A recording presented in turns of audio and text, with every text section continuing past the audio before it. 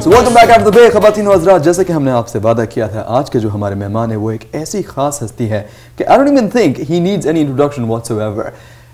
Rap music जैसी popular genre को वो लेके ऐसे अल्फाज उस रैपिंग में डाल देते हैं जो इंसान को सिर्फ नाच गाने से लेके सोचने पे मजबूर कर देती है. And I think that's what makes him really, really special. Of course, I'm talking about the one, the only, HumbleThePoet. Humble, thank you so much for joining us. Thank you so much for having me. You know, Humble, so पहली बात तो, I think मैंने इनको इस interview से पहले कह दिया था कि I'm actually really nervous interviewing you because when you get a big celebrity, it's always unnerving. But when the celebrity is this calm, you feel the need to kind of like dance around the person altogether. So I'm going to ask you this. The first thing one notices about you is you have this surreal calm about you. Is that something that sort of you had to work towards? Or is this just who you are when you walk into a space? You know what I think it is? I think my spectrum is very short. So either I'm extremely bothered by something or I'm not bothered at all. So there's nothing really in the middle. So this is the good place to be right now, that you're not bothered right now. Yeah, you know, I'm in a good place right now. Yeah. Does it take sort of a very short while for you to go from one end? No. There's very few specific things that will get me off, and it's rarely, you know, I've worked very hard to ensure that, you know, I control my emotions and stuff like that. And I think you've got a sort of great avenue to channel your emotions as well. And like we hear all about it when we hear your music. Yeah, exactly. That's a great way to kind of, you know, let it all out and vent. So absolutely. I think it's a very sort of peaceful way of actually sort of doing it as well. Yeah. So speaking of music, let's start from the beginnings altogether. Where did your relationship with music begin? I think with anybody, just growing up, you know, whatever you hear on the radio. I grew up in a household where we weren't really allowed to listen to much music. Right. And so whatever you saw on TV, and you were kind of recording all the music videos and playing them in secret and doing all of that. So, you know, whatever was on the radio, I have two older sisters, whatever they were listening to, I was listening to that. So what were they listening to? George Michael, Vanilla Ice, anything the radio was playing. And that's really pop, which is really interesting. Because I grew up on pop music, yeah. Which I find really interesting because the direction you've taken is not exactly the most popular sort of form of music altogether. Not yet. Not yet. Is this somewhere you want to actually sort of go towards? Well, the way I'm trying to make this music is I'm trying to ensure that, you know, it's music. It serves its purpose of being entertaining, right? So it has to shake your booty in that sense. But, you know, the music that's hit me the most has been the music that shakes my mind. Yes. So I'm trying to find this balance between making music that shakes your booty and shakes your mind at the same time. So you know, which I find really interesting because the medium you sort of choose to express yourself in is verse. You know, you rap a lot. Yeah. And yet sort of, you know, the messages your music carries is so far away from conventional rap altogether. Well, I think that's a misconception as well, right? I think, you know, again, the hip-hop I grew up on Lauryn Hill, Outkast, Common, when these were people who were speaking and teaching me lessons in every song I ever heard. True. So in that sense, you know, that's the only rap I actually knew. Right. And then the mainstream stuff, which people, you know, consider glorifies, you know, materialism, exploiting women or what have you, that's an element of it. And I'll be completely honest, you walk through, you know, your average Brooklyn, Harlem neighborhood, and you kind of understand where they're coming from, you know. What hip-hop is, especially the art of rap specifically, it's an evolution of the literary arts. Right. And you know, it's actually probably the most complex element of literary arts there is. Right. And, you know, coming from Punjab and coming from that region, we're the people of the poetics. Yes. You know, and all the hymns that the Gurus spoke were all in rhyme. A lot of the famous, you know, Sufi poets, it's all in rhyme. And the only difference is I'm continuing this lineage of poetry just in English. I was born and raised in Toronto, so I'm going to speak English. So hip-hop in itself is the universal art form for everybody, even though it came out of a certain demographic. So for me to use it, it's because this is the demographic that I feel that, you know, most people will be able to relate to and understand. It's kind of that universality of it. Which I find something really, you know, interesting how you connect doing rap music to, you know, the lineage and the tradition of you know, Sikh gurus who were really well versed in sort of expressing themselves poetically, which is such an interesting sort of dichotomy because most South Asians, from a slightly narrower perspective, would probably consider hip hop to be the furthest thing from South Asian culture.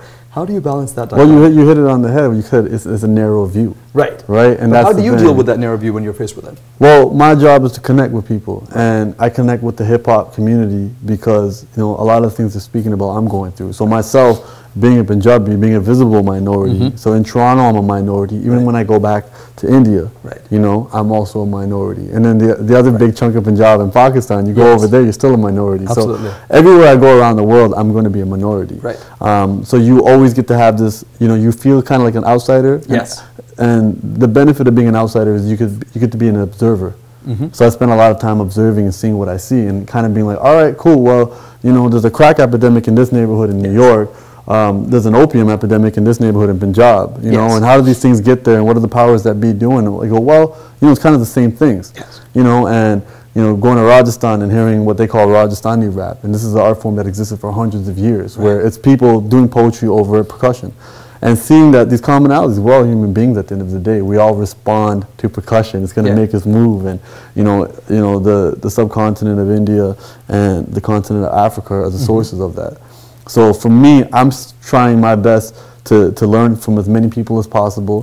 You know, sometimes it's easier to find the inspiration some than others, and it's up to me to be open to that. So I don't really, you know, battle people's narrow-minded perceptions of it. It's their loss. You know, that's how I kind of look at it. So for me, I'm going to continue doing it. And obviously I have been accused of having, you know, an identity crisis and all these type of things, but, you know, it's okay. When it comes to being a thinking artist, and I think that, you know, there's an onus expected on the artist to always sort of, you know, provoke intellectually. Is that a heavy onus which you feel that sometimes weighs you down? Like, do you sometimes feel the expectation of always being intellectually provocative is something that binds you too much? I think, actually no, because I think that would be, you know, counterproductive to what I'm trying to achieve. Again, my goals are to connect with people. If I start to sound like I have this superior IQ and I'm using language and vocabulary that people aren't understanding, then they're going to become disinterested, number one, and number two, I'm not connecting with them. So, you know, I pride myself in being a stereotypical Punjabi munda who, you know, outside of writing raps, I'm pretty much useless. You know, I need my mother to take care of me, and so hopefully find a wife that kind of resembles that. You know, and, you know, as a individual born and raised in Toronto, you know, I enjoy the things that anybody in Toronto enjoys. I think you honestly, because I'm such a fresh of the boat Desi person, I think you really sort of, and I think you do really well at connecting with people, because on one end you are, you know, in a lot of ways a new age rap icon. On the other end, you know, you tell me you're just a Punjabi munda, and that is the part of you which makes me feel really at ease. I'm like, yes, he is just like the rest of us. Well, I have to be, you know, and that's the only reason people will be able to connect to what I'm saying. If I was some outsider that didn't understand what was happening, and that's where it came from. It came from the need to speak upon things in our community that don't normally get touched upon. I was just trying to shed light on that, and that's the history of hip hop. Absolutely, you know, they were speaking on behalf of a community that didn't have the resources or possibly the education to kind of articulate what they were going through. So when you have like Grandmaster Flash talking about broken glass everywhere and people dying in the streets, nobody just don't care. You know, he's speaking on behalf of a people, and it's the same thing where we have, you know, what people refer to as a generation gap. But what it really is you have people who are open-minded to change and people who aren't. You know, some people, you know, they come from back home, they come here and they expect things to stay as it is, the status quo. Fossilize the culture, right? Basically. Yeah, exactly. And I think, and I love that I think that sort of you take, you know, just a musical form like hip hop and you really make it a voice for the voiceless. See what I did there? Yeah, I did. Voice for the Voiceless, by the way, उनके album का नाम है, and I think काफी नया album है, काफी खूबसूरत सी मौसीकी उसमें है. In fact, उस you know खूबसूरत मौसीकी की एक मिसाल अभी जाके सुनते हैं. Let's take a listen to the beautiful and provocative poetry that HumbleThePoet is really well known for.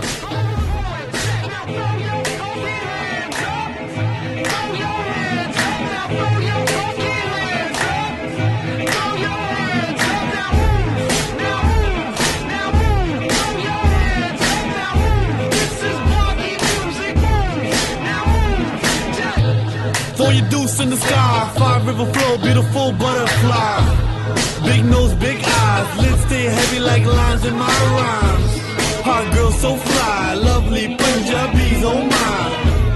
Hot guy stay live, peacock tattoos on the thigh. This is boggy music, get right, fit tight, vibe right to it. Straight like to fluid, spark from the heart, make a fire, do it, move it. Let your groove for your mind, shake your behind and feel it in your spine. Now we walk with an arch, if coast Bollywood, we ain't messing with y'all, we been jumping. Feel the 5 river flow, all in your veins, we boggy, go. Feel the 5 river flow, all in your veins, we boggy, go! Go, go!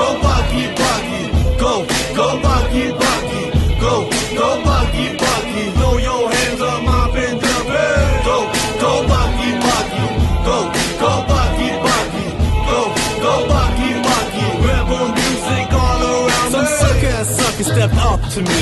Not a real fan, just a male groupie. Didn't know my rhymes, but still called me his favorite Indian MC. I tried to reply very politely, cause really at the end, we all family. So listen, little bro, let me break it down for you. We 100 million strong in the P in Pakistan. You know where I'm from, smell that Rosewood sun. The home of Bangla and Jay Sean's mom. Toronto's my heart, Punjab in my blood. Just tune in your ear, hip-hop I love. Sweet chocolate skin, I'm not Indian. Throw knuckles to your eye if you call me that again. I'm Punjabi.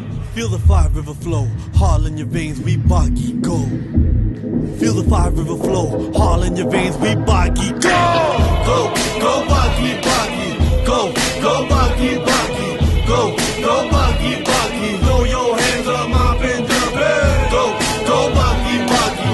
Go, go boggy, boggy. Go, go boggy, boggy. Rebel music all around me. Ladies, go boggy, boggy. Fellas, go boggy, boggy. NY, go boggy, boggy. Toronto, go boggy, boggy. Cali, go boggy, boggy. BC, go boggy, boggy. UK, go boggy, boggy. Montreal, go boggy, boggy. Jersey, go boggy, boggy. Rexdale, go boggy, boggy. Punjab, go boggy, boggy. Worldwide, go boggy, boggy.